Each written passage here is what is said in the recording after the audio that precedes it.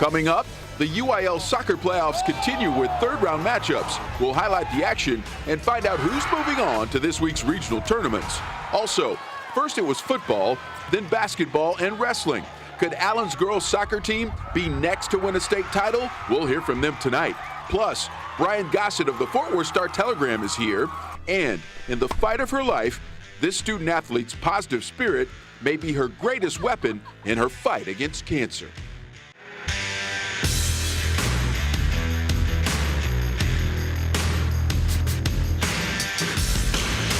This is the Chevy High School Sports Special, sponsored by your North Texas Chevy dealers. Chevy drives Texas. Those UIL soccer trophies are getting so close, teams can almost touch them. But the road from here to Georgetown keeps getting steeper from here on out. Hello again, everyone. I'm Joe Trahan. Less than 2 weeks are all that's left of this high school soccer season. Regional tournaments are up next, then state, but only for those teams that keep winning. Great atmosphere inside Grand Prairie's Gopher Warrior Bowl Friday. Grand Prairie hosting Irving in their 6A Region 1 matchup. Gophers getting on the scoreboard in the 25th minute. Baltazar Jimenez with the cross and Eric Hernandez with the finish to give Grand Prairie a 1-0 lead. And that was cause for celebration on and off the field. Yes, having a blast. It gets even better for GP fans. 31st minute, Roberto Mendez gets the direct kick. Irving is able to clear it at first, but Jonathan Acosta plays the rebound and scores to make it 2-0 as the crowd continues to celebrate. Irving tries to spoil the party in the second half. 49th minute, the Tigers get a goal when Hilmar Herrera gets the rebound and scores. That made it 2-1, and Irving's crowd, they start to come to life.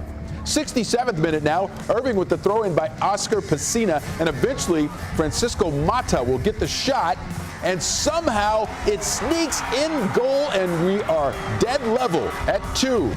It would go to overtime with Irving looking to take its first lead, and they do it on the second goal of the night by Francisco Mata. Tigers go up 3-2 in the first 10-minute half of OT, and they keep the lead throughout. Tigers getting the comeback win in overtime against Grand Prairie. In 6A Region 2, it was Coppell taking on Mesquite Thursday at Lake Highlands High School. Early on, Mesquite's Edson Alvarado taking the direct kick, but Coppell will clear it. Then Eduardo Sanchez gets a second chance for the Skeeters, but Coppell's keeper makes a great stop. No score in this one until the 33rd minute. It's Coppell getting on the board after the cross by Jacob Turman, and Adam Mares buries it in net, and it's a 1-0 Cowboy lead. Coppell doubling its lead on the free kick in the 46th minute. Wyatt Priest making it count with the laser under the crossbar. Impossible to stop, and it's 2-0 Cowboys. Coppell scoring twice in the first 10 minutes of the second half. Turman feeding Priest, who gets his second goal with the header. That made it 3-0. Coppell wins by that final to move on to the regional semifinal in 6A Region 2.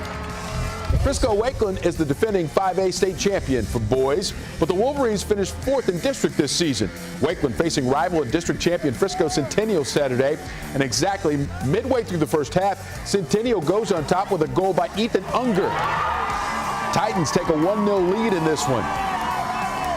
Later in the first half, Lakeland gets a free kick after a Centennial foul. Matthew Mazur able to put it in front of the goal, and Alex Wing will send in the equalizer for the Wolverines, and it's 1-1 at the half. Lakeland with another direct kick in the second half. Mazur with another good ball, and Jacob Miller right there to finish it. Lakeland taking a 2-1 lead in the 59th minute, and they would go on to knock off Frisco Centennial by a final of 3-1. Well, in sports, winning and losing seems so important. We think it is, especially in the moment. But is it a must-win in any game ever? Really? In just a game? Actually, the answer is no. Not on the field of play, but in the game of life, there are examples. Just asked Arlington Lamar senior Ashton Flasco. She's truly in a must-win situation, and so far, she's crushing it. Here's Mike Leslie with Ashton's story in the Spotlight, presented by Texas Scottish Rite Hospital for Children. A young person should be in the prime of their life thinking about their sports, their future, what they want to be when they grow up, who they want to marry, and instead, she's now fighting for her life. It is the soundtrack of her life. Ashton Flasco's laugh A lot of people have told me is infectious. that they're really glad that I still smile all the time. A 1 in a million giggle that defies her circumstances. She came to me and she said, I have a lump. The 17-year-old tennis player at Arlington Lamar has stage 4 breast cancer. You kind of know it's going to be a bad day when you sit down with the surgeon and she's going to give her results, and as soon as she comes and sits down, she starts crying. What started as a lump in August doubled in size by December and had to be removed in January. And the tumor in her breast was just the beginning. It had become metastatic breast cancer. And at 17, it's 1 in 1 million. From her breast, it spread to her spine and her hip. When she got up to get ready for school, we had to tell her. And she's so funny. Her first reaction was, so I don't have to go to school? Having a diagnosis of cancer is kind of like walking through life with a shadow next to you. And some can let that shadow consume them and they can't function on a day in and day out basis. And others can be aware that it's there, but they go on and live their life. Which one do you think Ashton is? 17 years old, fighting breast cancer, and she's only cried once. The fact that it metastasized and spread to my spine and spread to my hip, and it could spread to other places, it broke my heart, because I was like, why is this happening? But I haven't cried since then. This is for her. This is for her. On this Monday night in early March, She's not alone in this. Ashton's father has a surprise for her. Oh my God, Dad. Were you on there? Why are you making me all teary-eyed? Stop. Stop it. No tears allowed, We're twins now. just laughter and strength. I don't know, I feel like I can deal with it, and it's not as bad as it seems. Don't let her fool you. What Ashton faces is daunting. Stage 4 breast cancer. People, their reaction is just, no, not in a 17-year-old. Yeah. I'm not gonna dwell on the fact that maybe I won't be here in a year, or maybe in a few years I won't be here. I'm not gonna think that. Sure, it's gonna suck for the next year, and I have to go through a lot of stuff, but at the same time, it's just like, you gotta do what you gotta do. You gotta take care of it. Positivity just runs in her veins. It's just amazing. And when we get ready to go places, she'll look at me and kind of wink, and she's like, I'm a big girl. Like, I can take it. And I'm like, I know you are. But she's still my little girl. I've been telling myself, like, this is happening for some reason. You may never know why this is happening, but it is. It's a 1 in a million chance that this could have happened. Maybe I'll get a 1 in a million chance to do something great in life. A 1 in a million kid with a 1 in a million laugh, hoping for a 1 in a million outcome. 1, 2, 3, fight! Mike Leslie, Channel 8 Sports, Arlington. Ashton Flasco in the fight of her life while providing positive inspiration we can all use. Ashton, keep swinging, because we're all pulling for that cancer knockout. There's more to come on tonight's show, including the Allen Lady Eagles soccer team joining us in studio next. Right here, keep it here, the Chevy High School Sports Special.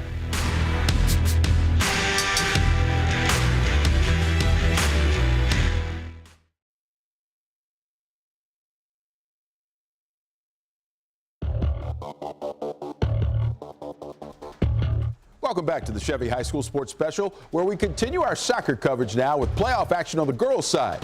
6A Region 1 is loaded with good teams from North Texas. Flower Mound Marcus and Byron Nelson playing to move on to the regional tournament.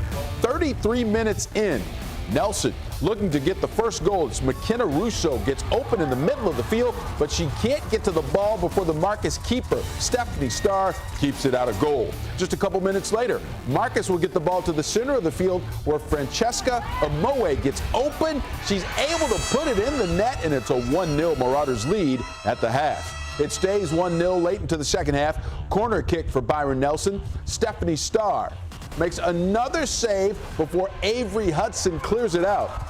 Marcus would double their lead in the 75th minute. Again, it's Francesca Amoe breaking away, and yes, she's fast, and she'll score to give the Marauders some insurance, and Marcus beats Byron Nelson 2-0. Great matchup Friday between Allen, a team known for its defense, and Southlake Carroll, known for scoring goals. It was Allen scoring the only goal of the first half, and they try to add one in the second, but Carroll's keeper, Madison Martin, is able to reel in the shot by Allie Jackson.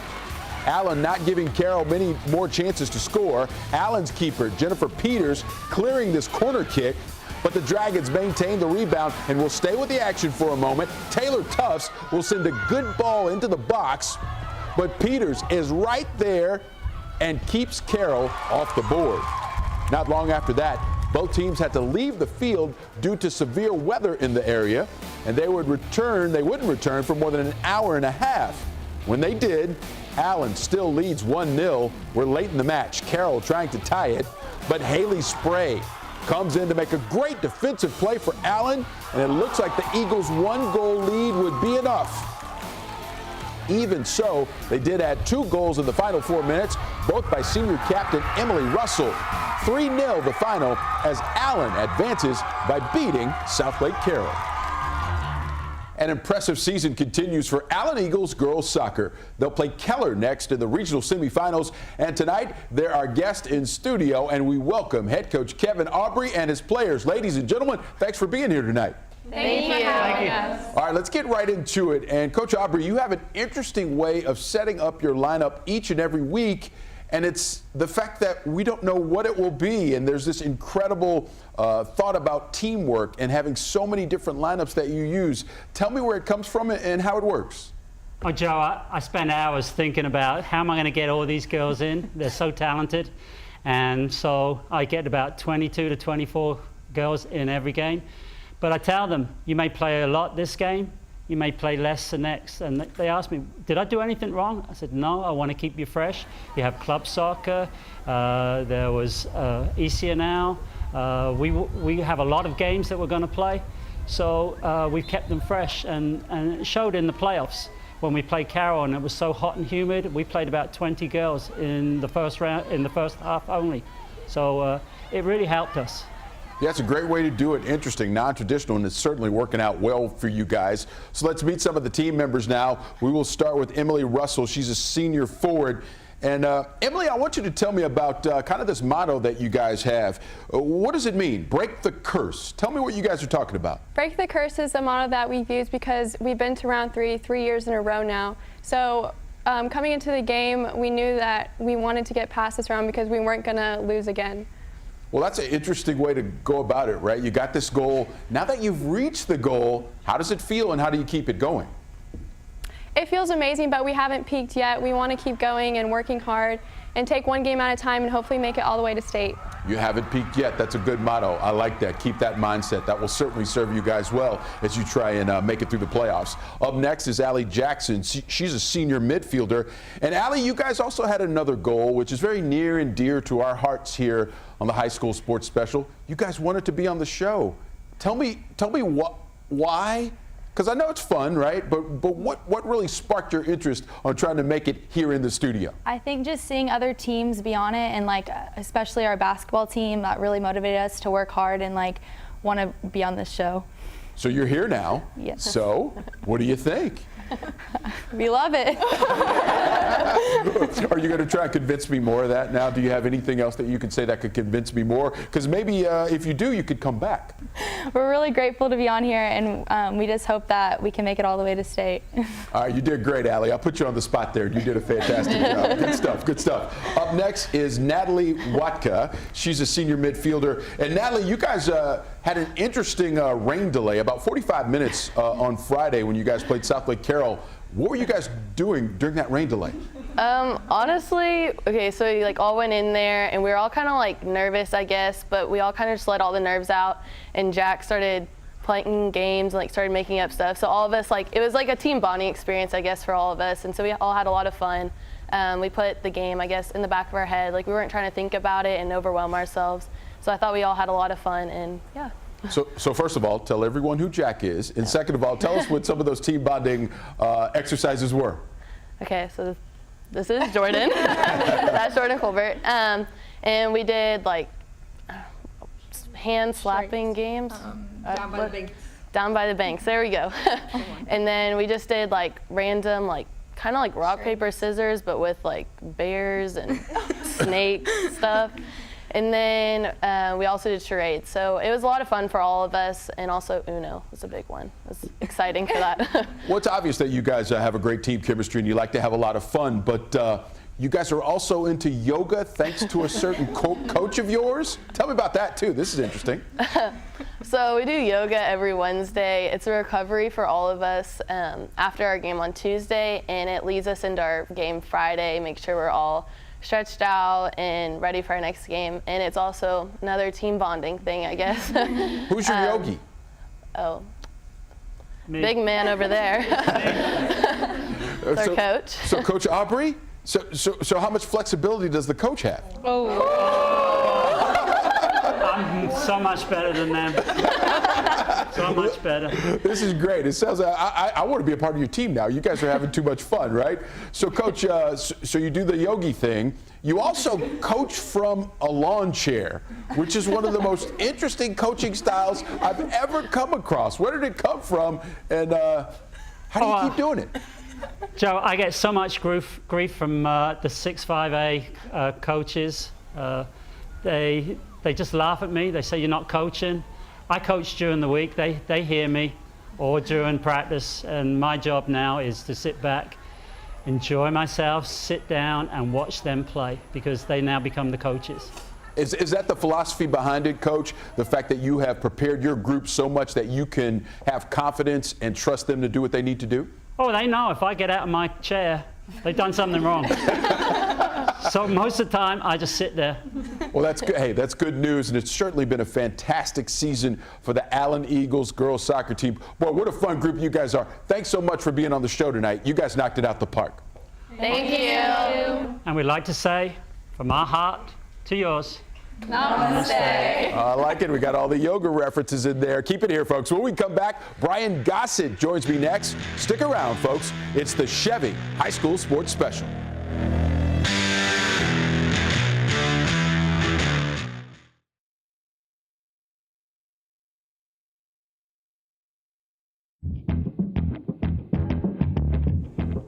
Less than 2 weeks to go in this high school soccer season. We're down to the regional tournaments this week, then state after that. And joining me now to talk all things soccer is my guy. It's Brian Gossett for the Fort Worth Star-Telegram. Brian, how you doing? Good. How about you? I'm doing great. I don't know if I'm doing as good as DFW is in 6A Region 1 girls, though. It's an all DFW affair. Tell us about it and how you think it might turn out. Yeah, all four from Dallas-Fort Worth, so the UIL moved it from Midland to Justin Northwest. The UIL did that with the 6A Region 1 boys last year to Dragon Stadium, and so good for them. No road trips, but you had Allen in, who first time in 10 years in the regional tournament. They beat Salt Lake Carroll, which featured two nationally ranked teams. It was at Dragon Stadium, 3-0. 2 goals from Emily Russell in the final 4 minutes to put that one away. They take on Keller, which went to the state tournament last year. Cambry Towley had 2 big saves in the shootout against Friendship to win. Mansfield first time since 05, and then Flower Marcus their second straight. So it's going to be crazy. Boys, real quick, Irving and McKinney Boyd are still in. I think it's Irving's first trip to the regional tournament, and then Coppell, both boys and girls in 6A Region 2. All right, let's switch to 5A now. When you talk about Region 1, a couple of teams there looking to make some noise. Yeah, Grapevine. Ever since I've been here, Grapevine, the thing that makes them a strong team is their depth. This is their 4th straight year going to the regional tournament. Last year was the first time they didn't go to the state tournament, and so hopefully they can get back. A lot of depth, like I mentioned. It seems like you look at their box score and they get a goal from different kids all the time. And they beat South Hills on the Friday. Sophie Smith with 3 goals, Taylor DeSalso with 2. And then on the boys' side, Aledo, first time since 05. They're in the regional tournament, and Brandon Rinko had game winners against Ryan in overtime, and then in the area round against Arlington Heights. And then when you switch to 5A Region 2, it's Highland Park. They're one of the usual suspects trying to make yet another run. Yeah, I predicted that the girls and boys champ in 5A would come from this region because it's just so deep. Highland Park, again, they got a scare. They tied it in regulation. And then they got 2 goals from Rachel Wasserman in overtime to beat Frisco Centennial. They take on Midlothian, who first time in 8 years they're back. Joshua girls, first time in program history. Kaylin Wright had 3 goals in their win against Lake Ridge. And then Lakeland, boys and girls are still there. Lake Ridge boys, I know there's a lot of information, you might get lost here. Lake Ridge boys, they're the 4th seed, they're still in. And you know, Midlothian ISD got all 4 teams in, so that's impressive. Yeah, no, it's great stuff. And when you think about that, let's take the next step, Brian. And, you know, when you're searching for reasons and you go out and do all these stories on these great high school teams, we've got so many that are so good here in North Texas. Is it the club structure that's so good here? What do you think is kind of the underlying reason for all this great success? The club does help, but it's funny that this year, and boys has done this previously, but this is the first year girls had the development academy, and so some of these girls couldn't play high school, and yet look how many teams are still in it. So, but the club definitely does help. You know, it's the best of the best. It just makes you that much better when it comes to the high school season. And when you're talking about the best teams in our state, a lot of them hail right here in North Texas. It's great stuff. He always brings it. It's Brian Gossett from the Fort Worth Star-Telegram. Thanks so much for being here, Brian. Thanks, Joe. All right, great info as always. And keep it here, folks, because we've got more of that coming your way, and that includes the Team of the Week. Keep it here, folks. It's the Chevy High School Sports Special.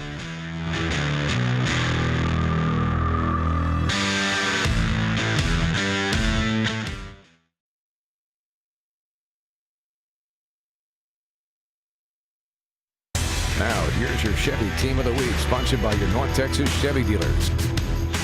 A great crowd on both sides of the Gopher Warrior Bowl Friday night.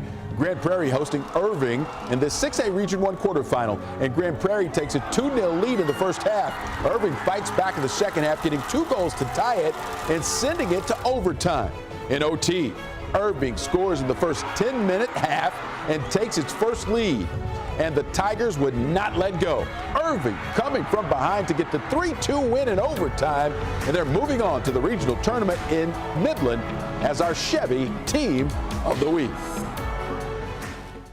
Lots of great highlights from the regional quarterfinals. Should be many more for teams headed to this week's regional tournaments, and that's where the Allen Eagles are going. They'll face Keller Friday at Northwest ISD Stadium. We want to say thanks again to head coach Kevin Aubrey and his team for being here tonight. They did a fantastic job. In fact, ladies, so much so that we do want to see your faces again. Yes, please. Thank you. Those fat heads were freaking me out a little bit. To all of you out there, thanks so much for spending some time, folks. What a great time we had tonight on the show. I'm Joe Trahan. Good night and have a great week.